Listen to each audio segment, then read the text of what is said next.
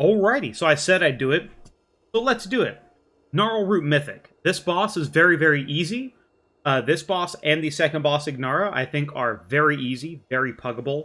And if you haven't really done Mythic raiding before, maybe you've done mainly Heroic raiding, I think you should definitely just dip your toe into Mythic when there's Cross Realm Mythic. I don't know if it's out now or when Cross Realm Mythic is out, but once Cross Realm Mythic is out, for sure, look into Group Finder, find a group. These two bosses are very puggable. I'm just going to be talking about Gnarlroot in this one, but this is the build I would recommend you use because there are ads in the fight. They're not like super important, but Fury is one of the few classes, kind of like BM Hunter, where you're able to just main target the boss and do a good amount of cleave to everything else around you, right?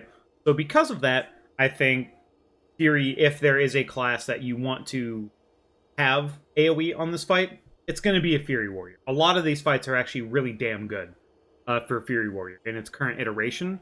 And it's essentially, you're just sitting on the boss, cleaving to the ads on the side, and just doing your single target shit, having a good time, right? So now let's actually get to the boss and what would I recommend in terms of gear. And only, honestly, the really thing to talk about is trinkets, right? What would I recommend for trinkets? Because trinket choice, I think, is the one thing that can be differential between bosses. And for this one, I just recommend full single, right? I have my Razans and my Augury of the Primal Flame. If you don't have Augury, just use another single target trinket. Any single target trinket is good. I have seen a lot of people haven't gotten an Augury yet, so they're running like Razans and Cataclysmic Signet brand. Cataclysmic Signet brand is just Razans, but better. That's just kind of it. It's just a better trinket. So run your single target trinkets. You're going to be totally fine. This fight is very easy. I will start playing the VOD and just talking about the fight. Off of the rip as a DPS warrior, I would recommend using your cooldowns. One thing I did here is you'll notice my Odin's Fury, or you notice I didn't Recklessness on pull, and it's not with my Odin's Fury, and you'll also notice, if you look up here, I used my potion on pull. These are things that I'm working on improving personally for myself. I have my potion and recklessness macroed with Avatar currently because it's like, oh, everything is in a 1.5 minute. Let's just put it all together. But in terms of efficiency, it's not that efficient. So I'm going to be working on using recklessness a little better. I'll do a little pause here just to talk about the mechanic. If you get a bomb on you, all you're doing realistically is you get a bomb on you, you want to put the bomb over top of the ads, the bomb spawns the ads, and if you don't spawn the ads, then once the boss goes into the intermission, all of the ads will spawn anyway. So you're just essentially weeding out some of the ads before the intermission happens. And if you get the bomb, you want to place the bomb on the big tree. There's 2 big ads in this fight that the boss spawns. You just want to place those on the big boys. So they spawn and you can kill them and you don't have to deal with them during the intermission phase. But because the intermission phase where you do bonus damage, you can see here, stage 2 in 45 seconds, you can see my cooldowns come up in 50 seconds. So because of that, using your cooldowns earlier on in the fight, like this, means that you are going to, when this stage 2 damage amp phase happens, you're going to be able to use all of your cooldowns again in the damage phase. There are fights in this tier where you do not want to use all of your stuff on cooldown right at the beginning because you can get a better use out of it depending on the. But for this fight, you just want to use your shit on cooldown on the start, and then you use it in the intermission phase. You see the big ads here, but we're a Fury Warrior, so we just cleave the stuff down. It's very simple, very easy, nothing to worry about. One thing you do see me doing is when the boss spawns all of those waves, you can just stand under him. It does not do damage directly under the boss when he spawns that little plus sign of damage out. It might look kind of weird, like you'll see one of them coming up where it doesn't look like it's safe, but it's safe to stand under the boss like that. Now, what isn't safe is you're about to see we're going into the intermission. During the intermission, when the boss spawns all the roots, week 1, I was like, oh, I can just leap over that little area and get behind the boss and get to my spot, right? No. You die. If you're... See why I'm not in the middle? If you're in that shit, you die. So, don't be in there. Bad for you. But just like normal LFR heroic, the other difficulties have a differing mechanic to where you can sometimes the circles will just spawn on you, but basically spread out, fucking bringing the roots down. It's very easy. The one thing I talked about in terms of my optimization is I have potion macroed with avatar, and in terms of like improving, that's a mistake.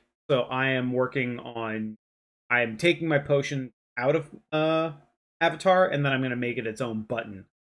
Because what happens here is you're about to see we're getting into the damage amplification phase, and now we're going in a big damage amp phase with all of my cooldowns, and I have no potion and lust. That is just suboptimal, right? When you think about using cooldowns in a fight, realistically, how you use cooldowns is when I use this cooldown here, does it give me another use of it later on, right? Because I use my cooldowns on pull, it means I got another use of it here, and I'll get one more use of my cooldowns before this fight ends. So that is a good use of my cooldowns. If you're in a situation where when you use your cooldowns, you would not get an additional use of them, but you're using them on cooldown at a suboptimal time, that's when you want to think about when you use them. This fight is pretty simple. You can just send them. But obviously when the boss is immune, you're not going to send it. But this fight is very, very easy. I wouldn't worry too much about it. If you haven't really ever raided or done Mythic before, I wouldn't even worry too much about that. If you want to get in there and try Mythic raiding, the intro bosses are very, very easy. It only takes 2 bosses, Gnarlroot and Ignara, to unlock your Mythic Tract Vault, and that is really, really good. Like you see right here, this does not look good. It looks like that's unsafe as shit. But we're totally fine. No damage taken. We're chilling. You can see here in a couple seconds, we're getting a... Like, this is just a really good timing for me because I used it on cooldown. We have a bunch of ads in right as the fight is ending. Just popped all my cooldowns again on all of these ads. I am padding my little heart out. And the boss dies. So, very, very easy fight. I would highly recommend you guys giving this a try, even if you're not normally a Mythic Raider. Go do Cross Realm. I don't know when Cross Realm is available. It might be available from the start.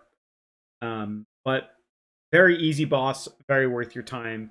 Drops good loot, drops a weapon, can even drop a trinket. The trinket's kind of whatever, but it drops good stuff. So that's Mythic Gnarlroot, man. It's super easy. And if you're curious on how I parsed on this fight, because I brought it up, I think I might do this because you can see the numbers versus what I got. So this fight, it says I ended 294, but I ended 283. So some of that damage was for the Augevoker, and I got a 98 for this one. So I'm very happy with that. In terms of like padding and parsing, there is a lot of bosses in the raid where there is just a lot of ads. Or in this next boss, when I do the video for Ignara the Cruel, the spears, you can pad a lot on those spears. And on top of being able to pad on the spears, they don't have a lot of health either. So if everybody's padding, nobody's parsing. So on fights like that, even on fights like Gnarlroot here, where the ads don't matter that much, as long as they're doing decent damage, don't fucking care about parsing, man. Parsing is a fun little mini game when I do that I like to do for farm raids, but in terms of like actually killing the boss, as long as the boss dies, you're doing it. You were in there. You helped kill the boss, right? Well, that's going to be Mythic Gnarlroot. I talked more than I probably should have, but I'll try and make the next one a little more concise. And there weren't really any mechanics to actually talk about with Gnarlroot either. It's just pretty much tank and spank. Put the bombs on top of the ads. Leave them down. Pretty easy, man. Anyway, have a good one, and I'll see you next time. Peace.